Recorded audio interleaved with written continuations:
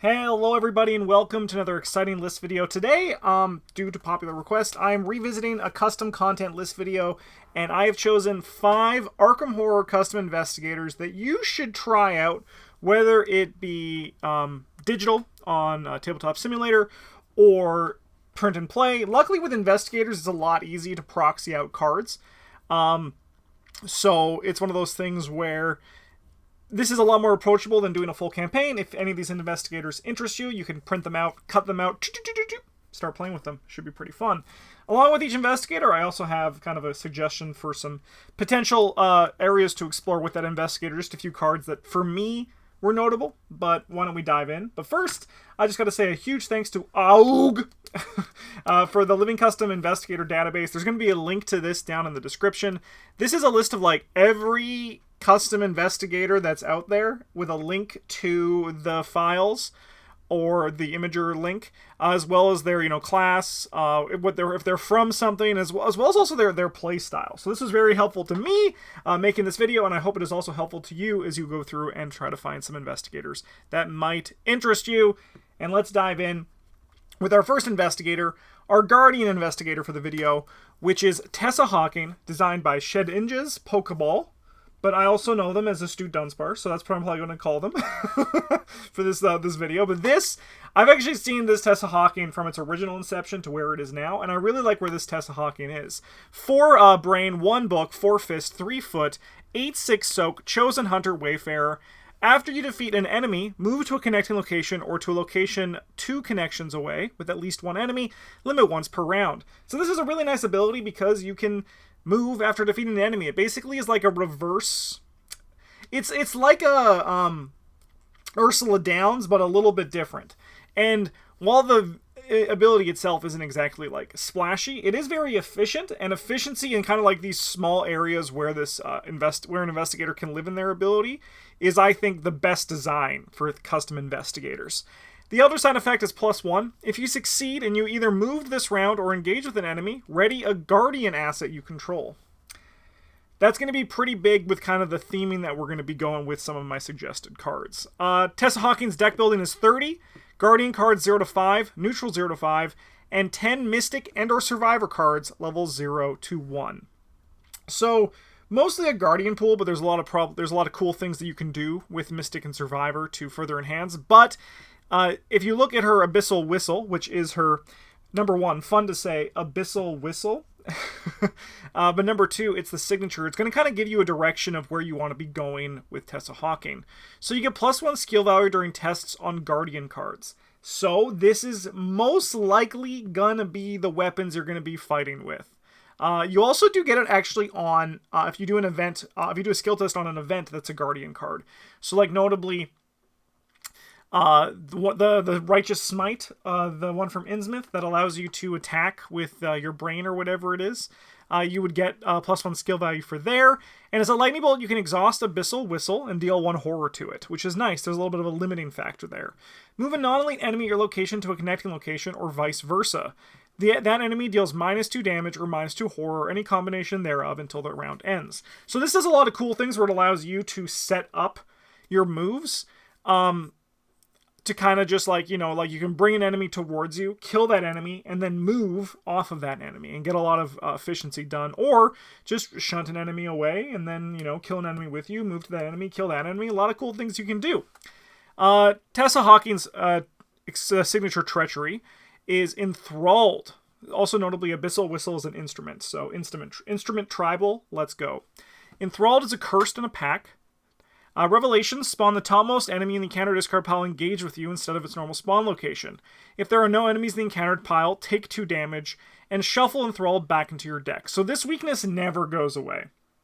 This is designed to always be a thorn in your side, but it's going to give you enemies that you can then kill and then move. So with Tessa, for me, as we go into these notable cards here, I was looking at like some options for a weapon that would not run out of ammo. And that's why I went with Butterfly Swords here, because it does a lot of things. 1, it attacks at 7, which is a really nice, well, it attacks at 6 and then at 7, assuming you don't have any other boosts. But it also exhausts, which works really well with her ability. It also works really well with the whistle, because if you don't use, like, if you use your whistle twice to put horror on it, and then, I'll go back to that so you can read it, you get +1 to your skill value, so that means you're going to be attacking at 7 and 8, I'm pretty sure.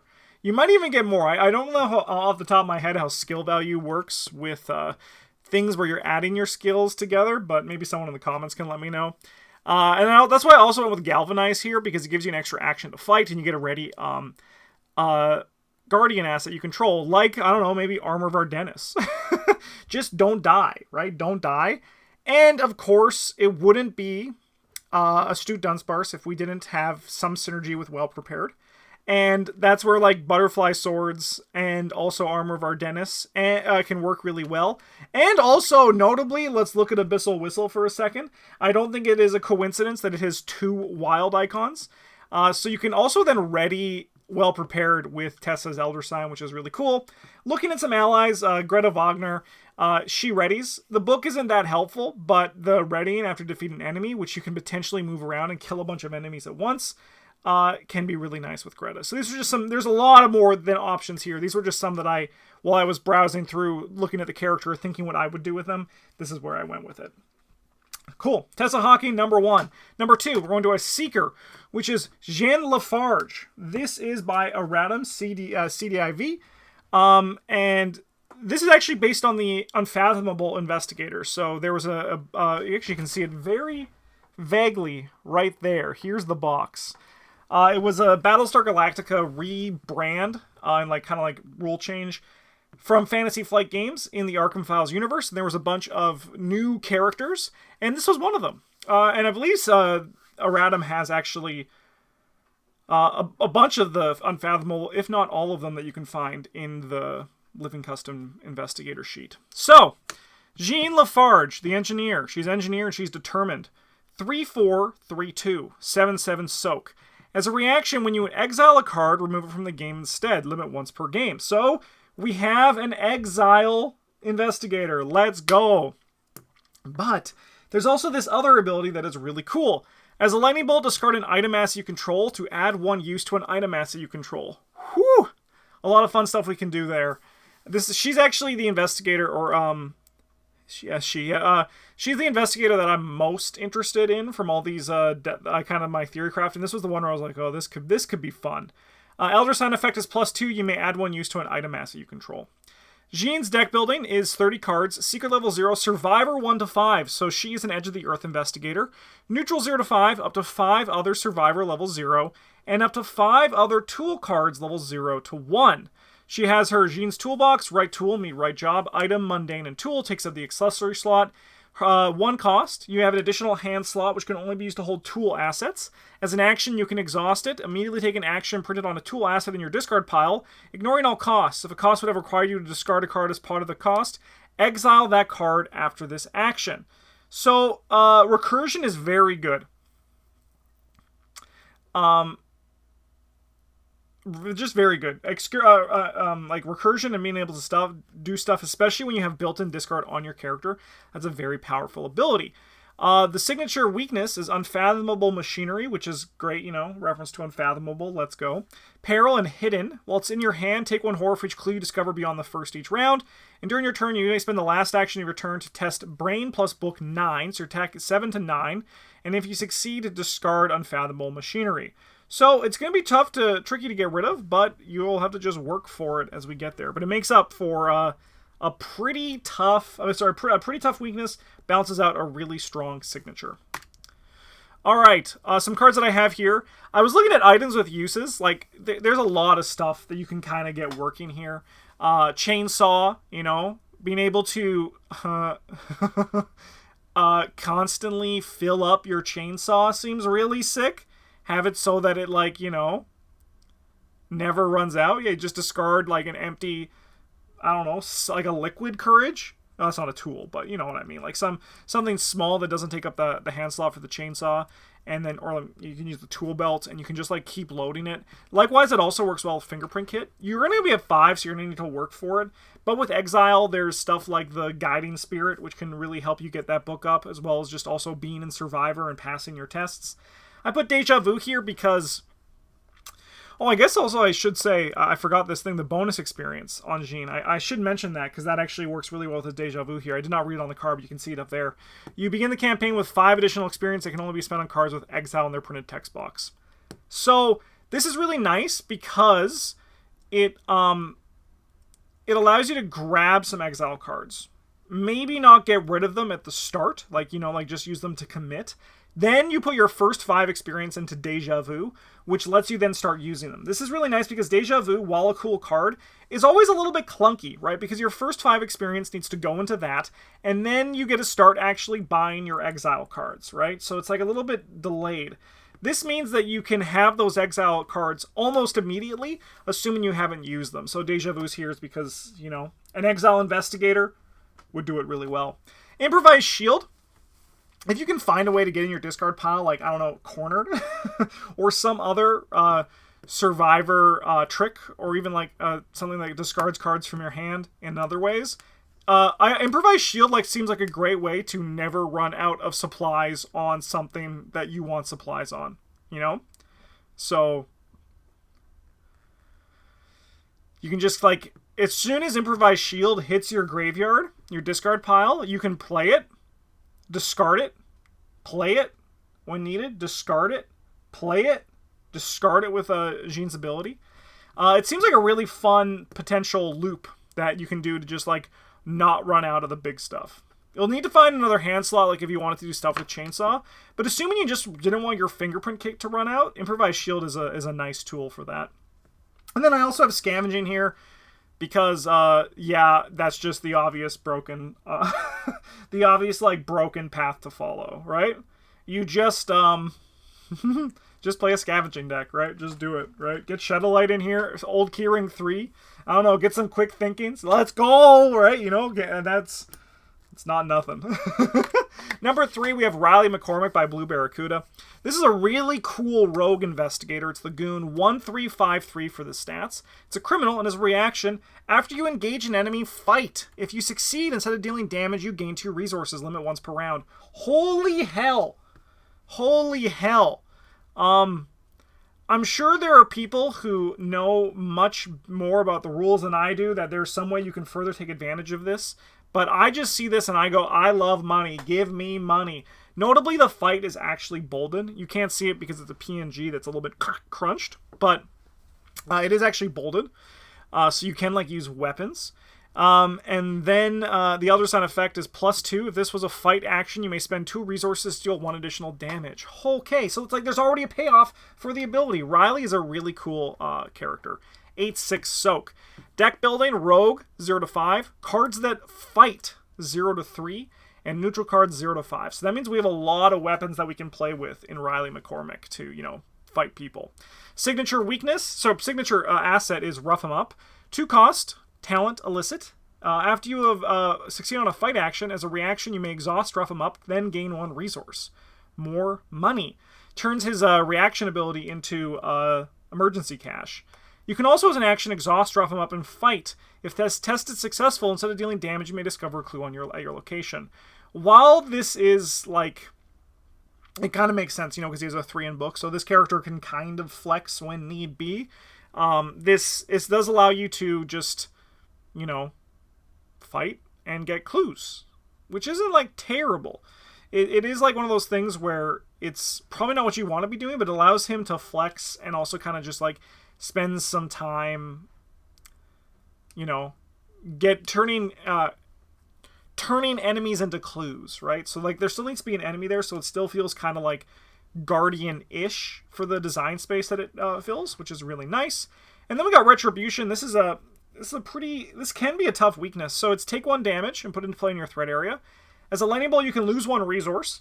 And then as an action, Parlay, Test Fist X, where X is 3 plus the number of resources you have to a maximum of 13. If you succeed, discard Retribution. At the end of your turn, take 1 damage.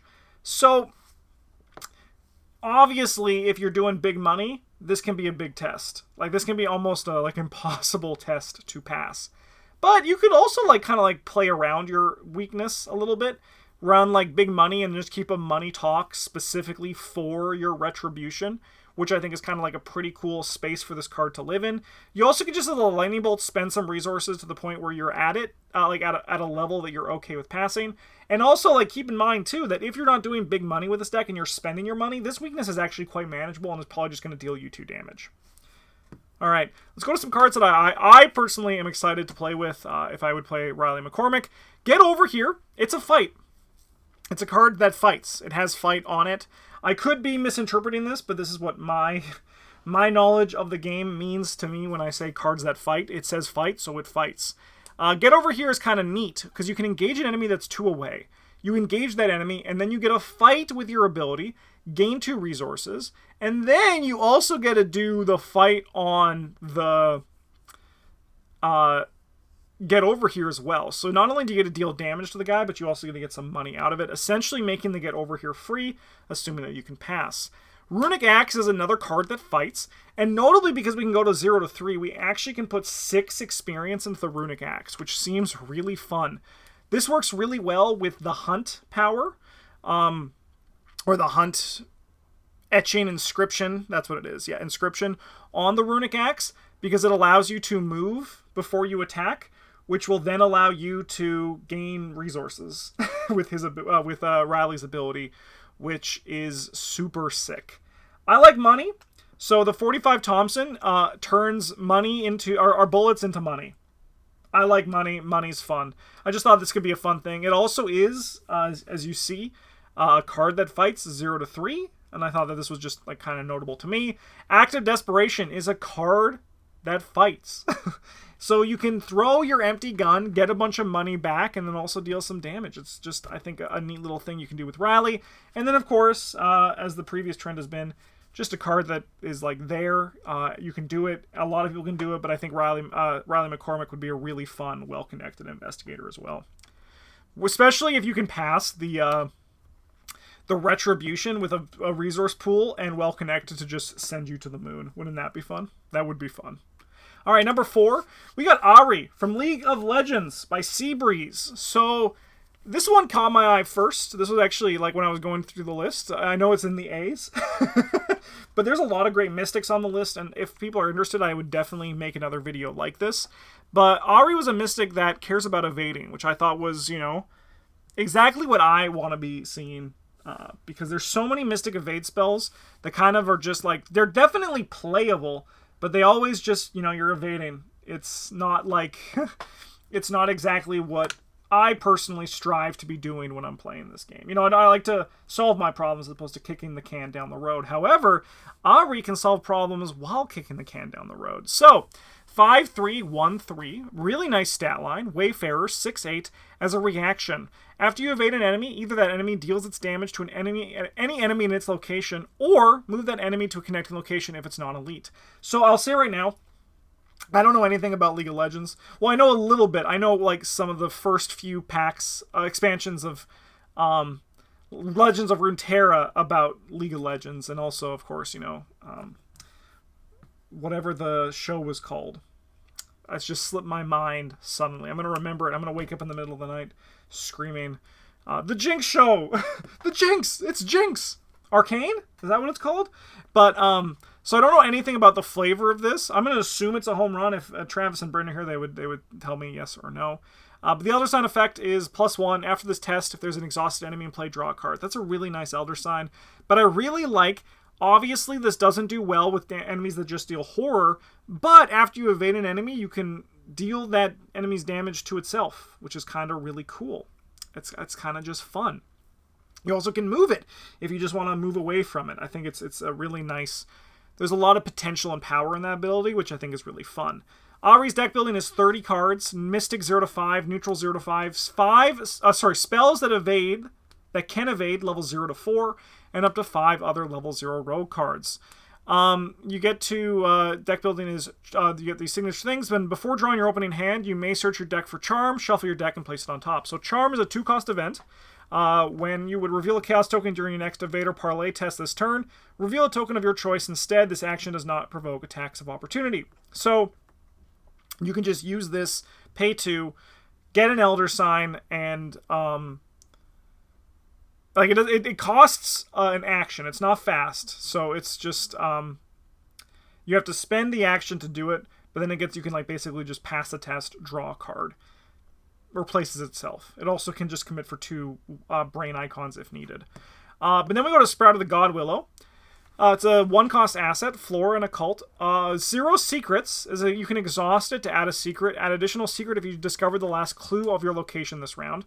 So while you can see that, like, you could handle enemies and be a monster killer with this, there's definitely a push for you to kind of be a more independent clue getter with this character, which I think is really cool. Because if you can add an additional secret to your Sprout of the God Willow, if assuming you've discovered the last clue. Forest. If Sprout of the God Willow has 5 or more secrets, search your deck for any card, place it in your hand and shuffle your deck, remove Sprout of the God Willow from the game. So you have to find this early on to get, like, the card you want, because if you find it late in the game, you're probably already, you know, found the cards that you want to play. However, what this does do is it allows you to then find the best card in the moment when you need it, when it is finished. Ari's signature weakness is Bliss of Oblivion. Remove the top 8 cards of your deck from the game. Any number of times, you may take 1 direct horror to place 2 of those cards in your discard pile. So you can take up to 4 direct horror to put them all back into your discard pile. Then, if your deck and discard pile combined have fewer than 12 cards, you take 1 direct horror. So that is a pretty spooky weakness, because it also can just, like, remove cards from your deck. However, it could potentially also let you have a really tiny deck, which is just efficiency and all that. But Mystics generally don't have, like, crazy deck cycling abilities. I mean, Ari has a little bit with the Elder Sign, but you can definitely see this more than twice, right? But you'll have to be working hard for it, and you'll probably have a plan for it if that is the case. On to some cards that are notable. Yes, they're all evasion. That's really all there is to say. They're all evasion. Blur, you can evade, deal damage, take an extra action. Suggestion is a lockpicks that never runs out. Onyx Pentacle lets you use that ability at an adjacent location. Ineffable Truth allows you to deal even more damage on top of your damage. And Sorncade is also another way to just have recurrable evasion. It's pretty simple. It's still a Mystic, so, like, the card pool is pretty narrow on this kind of, like, thing. But if there's anything I'm missing that you think would be cool here, with any of them, definitely let me know in the comments. All right, let's go to our last investigator here, who is Mark the Hammer by Gabriel Magazi. So Mark the Hammer, 2s across the board. We call that the Carson Sinclair, baby. Civic and Warden, 9/6. You get +1 to each of your skills for every 2 exhausted assets in your play area. Wild, huh? Doesn't that just seem like fun? You gotta work for it, but you have the potential to be very powerful. And the Elder Sign effect is +2, ready an asset. Deck size 30, survivor cards 0 to 5, neutral cards 0 to 5, item cards 0 to 2. His efficient work schedule is his signature. It's a 1-cost item tome, Mark the Hammer deck only. While efficient work schedule is ready, you have 1 less action on your turn. Wait a minute. Why is my signature asset causing me to lose actions? Well, because you can exhaust it to ready an asset you control. Like, this should kind of be like one of those things where, like, you can tell that this is going to have a lot of synergy because Ashcan Pete, this is like a very similar kind of design space that Ashcan Pete explores. So, like, it's not in my notable cards that we coming up here, but, like, efficient work schedule. Can you imagine this with Jacob Morrison? Whew. Woo! Like, you get Jacob Morrison out, you can use him every turn, and then ready efficient work, like, exhaust for efficient work schedule to ready Jacob Morrison. Woo! Oh, that would be good. That would be really fun. We'll go to this signature weakness, which is Work 'em to the Bone. Revelation, ready all assets you control. Isn't that fun? Like, isn't that such a weird line of text to see?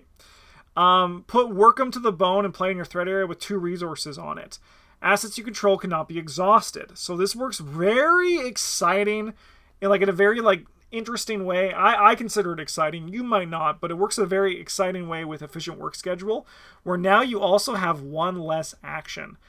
As an action, you can remove a resource from Work 'em to the Bone. Then if it has no resources on it, you can discard it. which is kind of neat because it's still just like a double action basic weakness. And then with your efficient work schedule, you can just get some more time. I think it's just like a really fun little synergy here. This character also seems like it'd be very fun to explore because he like is the definition of scrappy survivor. 2s across the boards for the stats, but there's a very high ceiling that this character can go. And I'm really excited to try him with Jacob Morrison, man. Holy hell. Some other notable cards here. We got Ice Pick. This is like just something that you can use if you're fighting or investigating, and if you have 2 of them, you essentially get +3 from the 2 ice picks, which is really cool. I think Drawing Thin is also really nice with Mark the Hammer. Assuming you have 2 of them, you basically just bomb your first action, or, you know, use survivor shenanigans to get through, but then you also get to, you know, get +1 to each of your stats, which is really cool. Granny Orn, basically anything that looks like it's exhausting, I think is like kind of where we want to be. Because with Granny Orn in the right window, you actually can get +2 skill value for a test. She can basically do like her best impression of a Lucky, right? Because if you exhaust her and she would be your, let's say, 4th asset exhausted, you'd get +2 for that, which is really cool. Not to mention putting up the brain and book also, which is a great place for Mark the Hammer to live. Tool Belt, it exhausts. Whoa, it also holds a lot of tools, so you can kind of just like swap things through. A lot of tools are items, but also like there's a lot of off-color items that could definitely be interesting in Mark the Hammer. And the last one I have here is Spirit of Humanity. I think that he would play a great Ancient Covenant Blessed deck. And Spirit of Humanity...